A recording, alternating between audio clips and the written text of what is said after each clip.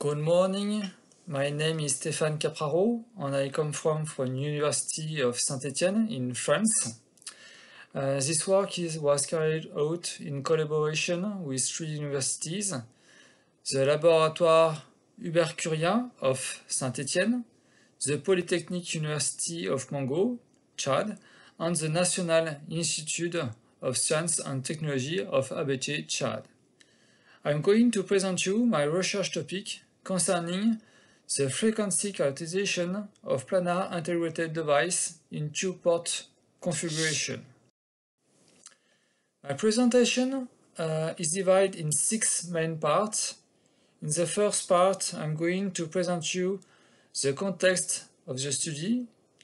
In order to characterize these devices, I will present the instrument used, the impedance meter. After that, I present the device manufacturing and its electrical model. In the last part, I present measurement results and the expression of the different electrical elements. After that, I conclude and I present the forecast of this work. So, nowadays, the development of integrated lower passive component operating at a few megahertz is essential to respond to the microelectronics need. A new approach for the miniaturization of integrated magnetic components is to use integrated planar technology, which is increasingly being used in the manufacture of integrated passive components. Such components in planar configuration are intended for the realization of integrated DC-DC converters for frequencies between 1 and a few tenths of megahertz.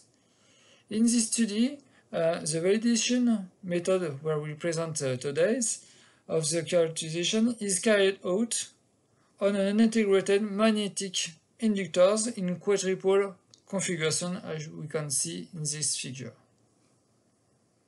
The characterization of planar inductors. The characterization can be made with 2 equipment, a vector network analyzer for high frequencies and an impedance meter for lower frequencies. Concerning the characterization in lower frequencies by the impedance meters, this instrument can only characterize dipole configuration.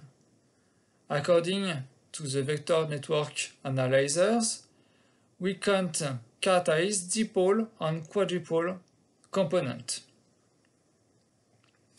Concerning the method measurement, for the impedance meter you use a current potential method, while for the vector network analyzers, the method can use wave measurement. By obtaining with this measurement, we can obtain scattering parameters. So, the objective of this study is to develop a method to characterize integrated component in quadrupole configuration with an impedance meters, as we can show, to develop a characterization frequency between 40 Hz to few tenths of megahertz. Now I will present the device manufacturing of the magnetic planar inductors. You can see the bottom and the cross section. Inductors are manufactured with the 5 micrometers of copper layers deposited on the magnetic substrate. The magnetic material is a 3C90 because these materials present a high permeability in order to two zones. Concerning the fabrication of the inductors, it will consist of 5 turns, where each coils present a width equal to 400 micrometers and a space width of 100 micrometers. A wire bonding is used to connect the inner pad to the outer pad. This component occupies an area of 1 by 1 cm square. The advantage of use hermetic materials is to canalize the line field into the coppers and the magnetic materials. With this configuration and this advantage, the inductance value will be significantly increased. So now to describe the electrical model of the inductance. In order to take into account the physical phenomena in these devices, a component model is necessary. So an equivalent model is used and is composed of the following elements. We use the resistance, the series resistance of the winding, which is depending on the frequency. Why is dependent on the frequency? Because according to the frequency, the parameter takes into account the proximity effect between the windings and the skin effect and the core losses due to the magnetic materials. These parameters represent the inductance value. After that, we have three capacitance. Capacitance CM1 and CM2 represent the capacitive coupling between the last turns and the ground plane, and CS represents the capacity between the turns. After describing the electrical model, we can't use electrical equation in order to determine this difference equation of the electrical model. We can use admittance parameters or impedance parameters. As you can see, admittance matrix expressions are much simpler to use than impedance matrix because for admittance parameter we have the sum of each element. According to the impedance element, we have the multiplication of the different elements. So, in order to extract the different elements of the electrical model, we are using the admittance parameters. Now, it's necessary to measure these parameters. According to the expression, we can notice that the y12 and y21 are identical because your components are reciprocal. Concerning the I11 and 122, there are only one parameter which differs, CM1 and CM2, is due to the location of this capacitance. Now, the next step concerns the measurement of each parameter of the device. We can make with the impedance meters. The measuring principle of the impedance meter used is provided by a current voltage method and an auto-balancing bridge method. It consists in measuring the current injected in the device by a pair of cables with a high current, low current cable, and the voltage is measured by another pair of cables with a high potential and low potential. However, the voltmeter and the ammeter instruments are not independent. As we can see in this slide, these two instruments are in series configuration, so we can't measure all the admittance and impedance parameters. With this configuration, only 4 elements can be measured. For the admittance parameter, we can measure the parameter y11 and y22, and for the impedance parameter, we can measure the z11 and z22 parameters. In order to measure this component and with this configuration, it's necessary to use 2 RF probes. One probe is connected with the high current and high potential cables, and the second probe is connected with the low potential and the low current cable. In order to measure and to minimize the measurement uncertainties, the impedance meter is calibrated in order to eliminate systematic and random errors.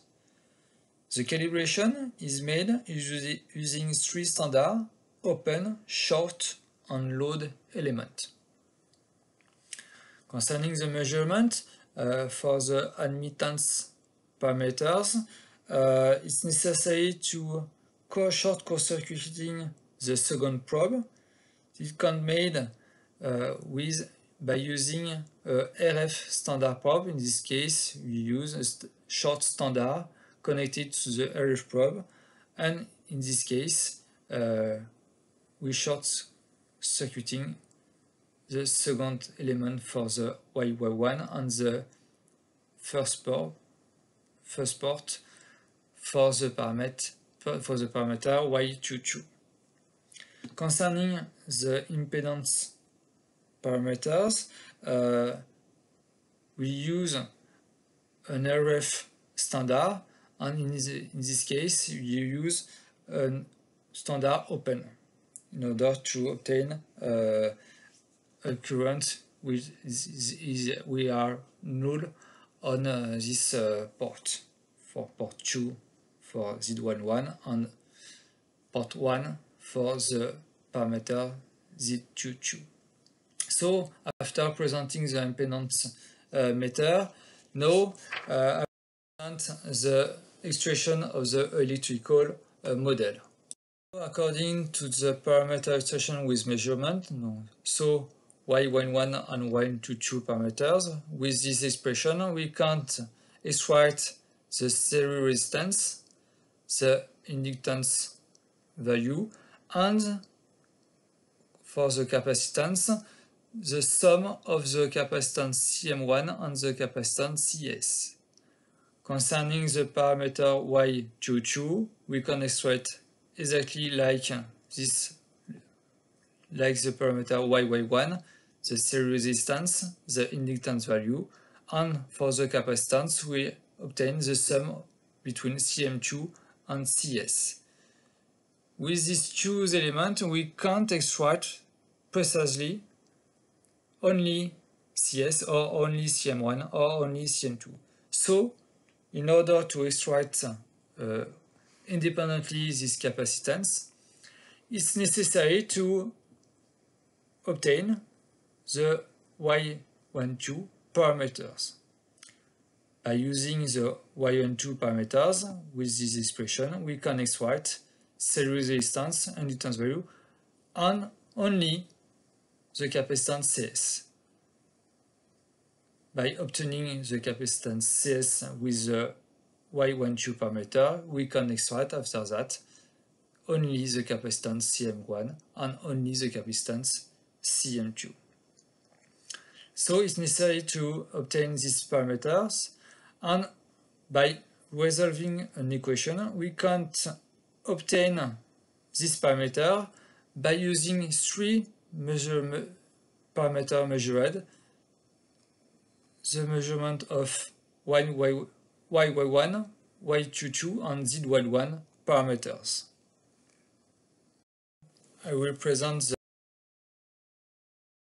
results of the different elements. First of one, results concerning the measurement, so the y11 parameters and the y22 parameters, where we can see the electrical model concerning each element.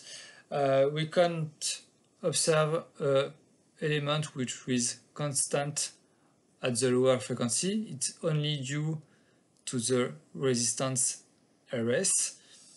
After that, we can't extract the inductance value in this section by a slope of minus 20 dB per decade, each for Y11 and Y22. And we can extract the sums of the capacitance CM2 and CS at the resonance peak for 122 and at the resonance peak with the frequency resonance, the sum with the CM1 and CS parameters. Now I will present the result concerning the parameter Y12 which we calculate. As we can see before, it's a similar curve, constant element for the series resistance, slope of 20 dB per decade for the inductance value, and at the resonance we can extract the value of the capacitance CS, which can't be directly extracted because they are only due to this element. Now I will present results, first concerning the constant element of the electrical model, which concern the element Ls and the inductance value, and the three capacitance CS, CM1 and CM2. The value of the inductance Ls is extracted with the slope of the parameters 1y1, 122 and 192 parameters. The expression of the capacitance CS is obtained with the frequency resonance of the parameter Y12. CM1 is obtained with the frequency resonance of the parameter Y11, and CM2 is obtained with the parameter Y22. Concerning the series resistance, we can see the series resistance are not constant on the frequency band. It can be extracted in three domains: at low frequency, medium frequency, and at high frequency with the resonance of two admittance parameters. At lower frequency, it can be extracted when the parameter remains constant. At medium frequency, it's concerned when the parameter Y12 are not yet reached its slope at minus 20 dB per decade. And at frequency, it's at frequency resonance of the two parameters 111 and 122 parameters, where the amplitude of the peak depends only on the series resistance. So we can see that the series resistance increases with the frequency, as we can extract previously. This is due to the losses, which increase in particular due to the effect of skin proximity and iron losses.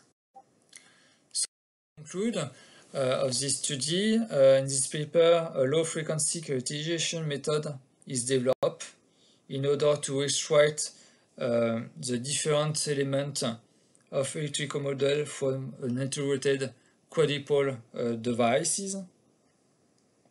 This method is validated by characterizing magnetic integrated planar inductors over a wide frequency range to 40 Hz to 100 MHz, and all elements of the electrical model can be extracted with this method.